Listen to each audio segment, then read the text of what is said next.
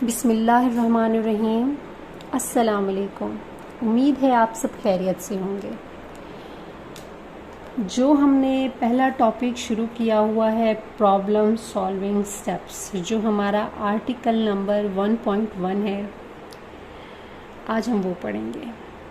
जब भी हमने किसी प्रॉब्लम को सॉल्व करना होता है तो हम कुछ स्टेप्स को फॉलो करते हैं। ये जो स्टेप्स हैं, अब ये स्टेप्स जो मैं आपको बताने जा रही हूँ, कई बार स्टूडेंट्स क्वेश्चन करते हैं कि मैम हम इनको आगे पीछे कर सकते हैं। No, it is to write steps in order. जिस ऑर्डर में स्टेप्स होंगे उसी ऑर्डर में लिखने हैं, उसको आगे पीछे नहीं कर सकते हैं। ये बड़ी अहम बात है कि उनको तरतीब में लिखना बहुत ज़रूरी है। मैं आपको मिसाल देती हूँ कि मैंने पानी पीना है, तो आप क्या करेंगे? पानी के कूलर के पास जाएंगी, वहाँ से गिलास उठाएंगी, पानी भरेंगी और पानी पिएंगी। क्या आप इन स्टेप्स को चेंज कर सकते हैं? यानी कि अगर आप पानी पहले पी लें और गिलास बाद में उठाएं? नहीं, ऐसा नहीं हो सकता। इस तरह से प्रॉब्लम को सॉल्व करने के कुछ स्टेप्स होते हैं, उन्हीं को फॉलो करना होता है, तब भी हम उस प्रॉब्लम को सॉल्व कर सकते हैं। जब भी हमने किसी प्रॉब्लम को सॉल्व करना हो तो सबसे पहला काम हमने क्या करना है? Defining a problem.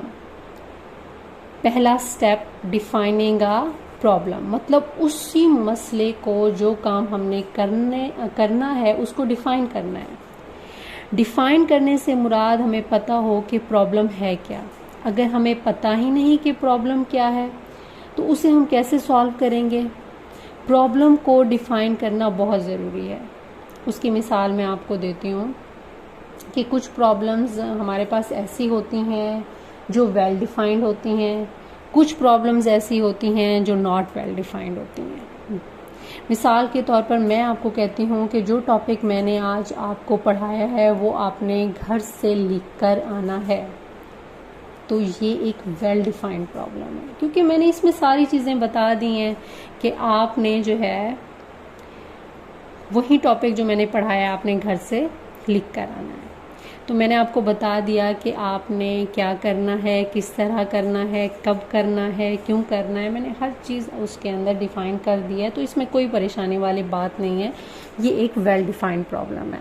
लेकिन बाज़ औक़ात कुछ प्रॉब्लम्स ऐसी होती हैं जो नॉट वेल डिफाइंड होती हैं, जो अच्छे तरीके से डिफ़ाइन नहीं की गई होती। मिसाल के तौर पर मैं आपको कहती हूँ, कल मैं आपकी ऑनलाइन क्लास लूँगी। अब ये एक नॉट वेल डिफाइंड प्रॉब्लम है, क्योंकि मैंने आपको ये नहीं बताया कि मैं क्लास कब लूँगी, किस तरह लूँगी, कितने बजे लूँगी, किस टॉपिक की लूँगी। मैंने इसमें कोई चीज़ भी डिफ़ाइन नहीं की है, तो ये एक नॉट वेल डिफाइंड प्रॉब्लम है। तो अगर ऐसा हो तो प्रॉब्लम को हम अपने अंदाजे के मुताबिक डिफ़ाइन कर सकते हैं। इसमें हमने 3 काम करने होते हैं।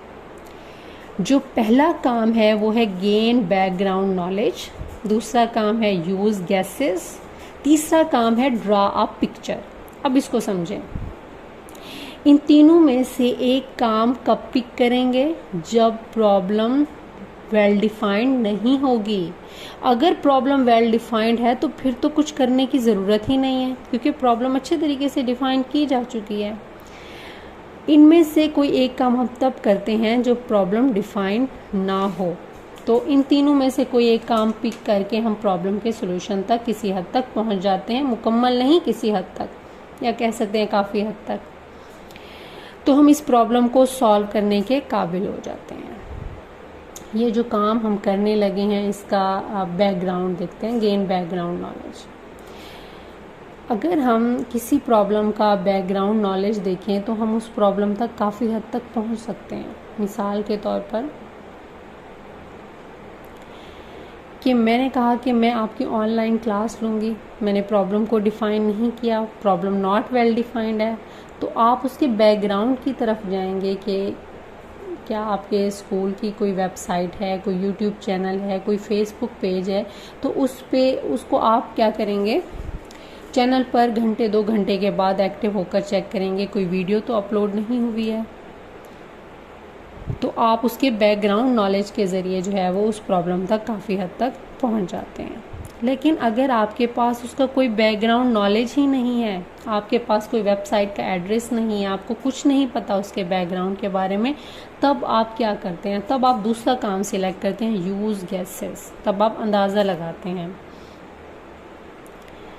अंदाज़ा कैसे लगाते हैं? According to the past experience हम अंदाज़ा लगाएंगे। मिसाल के तौर पर आपका पहले तजर्बा हो चुका है कि आज से 4 साल पहले स्कूल वालों ने अपनी वेबसाइट पर नोट्स अपलोड किए हैं, तो मे बी अब वहाँ कोई वीडियो का ऑप्शन हो तो शायद आपको कोई वीडियो उसके ऊपर मिल जाए। हो सकता है कुछ स्टूडेंट्स को पहले पता हो, जिनको नहीं पता होगा वो अंदाज़ा लगाएंगे। तो बाज़ औक़ात गैसेस से भी हम सही सोल्यूशन तक पहुंच जाते हैं, लेकिन गैसेस एक अंदाज़ा होता है, वो हमेशा सही नहीं होता। तो ये काम करेंगे तो हमें में भी उसकी समझ आ जाए। या फिर हम एक तीसरा काम करेंगे, वो क्या है? Draw a picture. लेकिन पिक्चर ड्रा करना, हर प्रॉब्लम की आप पिक्चर ड्रा नहीं कर सकते हो। कुछ ऐसी प्रॉब्लम्स होती हैं जिन्हें हम ड्राइंग की शक्ल दे देते हैं तो उसको हल करना हमारे लिए आसान हो जाता है। लेकिन कुछ ऐसी प्रॉब्लम्स होती हैं जिनकी पिक्चर आप ड्रा नहीं कर सकते। लेकिन मैं इस टॉपिक की तरफ अभी डिटेल में बात नहीं करूँगी, क्योंकि आगे ये जो टॉपिक है ये बड़ी तफसील के साथ इस चैप्टर में आगे बयान किया गया है। अभी आपको इतना पता होना चाहिए कि जब हम किसी प्रॉब्लम की पिक्चर ड्रा कर लेते हैं तो उस पिक्चर को देखकर उस चीज़ को समझना हमारे लिए ज़्यादा आसान हो जाता है।